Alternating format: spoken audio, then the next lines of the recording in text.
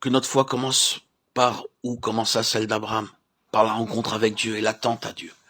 L'Éternel lui apparut. Et Abraham tomba sur sa face et Dieu lui parla. Genèse 17, 1, 13.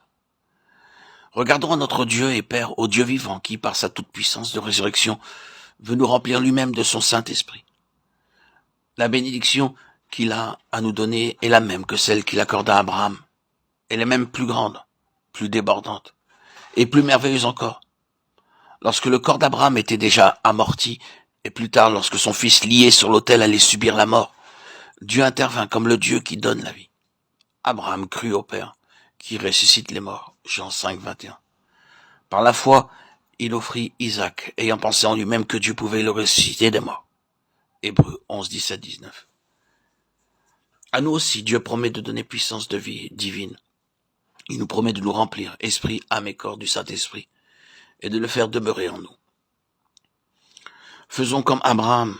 Il ne douta point par incrédulité au sujet de la promesse de Dieu, mais il fut fortifié par la foi, donnant gloire à Dieu, ayant la pleine conviction que ce qu'il promet, il peut aussi l'accomplir. Romains 4, 20, 21.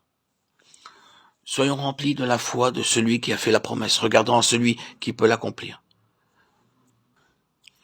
C'est la foi en Dieu qui ouvre notre cœur à Dieu et qui nous prépare à recevoir son action divine en nous. Dieu nous attend pour nous remplir de l'Esprit.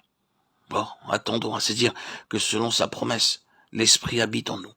Tout cela est bon à son heure et à sa place. Mais ce n'est pas là ce qui obtient la grâce promise. L'essentiel est d'avoir le cœur rempli de foi au Dieu vivant, d'être par la foi en contact habituel avec lui, d'attendre avec foi et adoration en sa sainte présence. C'est dans cette intime communion avec Dieu que le Saint-Esprit vient remplir le cœur. Quand nous avons pris cette position devant Dieu, tenons-nous-y-en.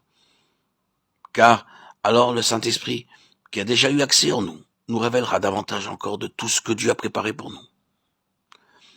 Et tandis que nous attendrons de l'Esprit le secours particulier dont nous sentons le besoin, ou bien qu'en recourant aux promesses de l'Écriture, nous voudrons recevoir tout ce qui est selon la volonté de Dieu quant à la vie de l'Esprit en nous, nous serons alors maintenus dans le sentiment d'humble dépendance, qui produit une confiance d'enfant.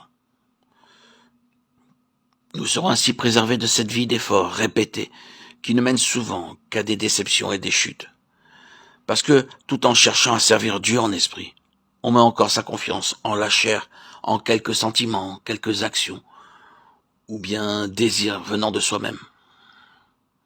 Soit que nous lisions la parole ou que nous invoquions Dieu, soit que nous méditions et adorions en silence ou en public, soit que nous travaillions à son service ou à nos occupations quotidiennes. Tout sera dominé par l'assurance que notre Père Céleste donne le Saint-Esprit à ceux qui le lui demandent, que toujours il l'a donné et qu'il le donnera encore à ceux qui veulent le recevoir.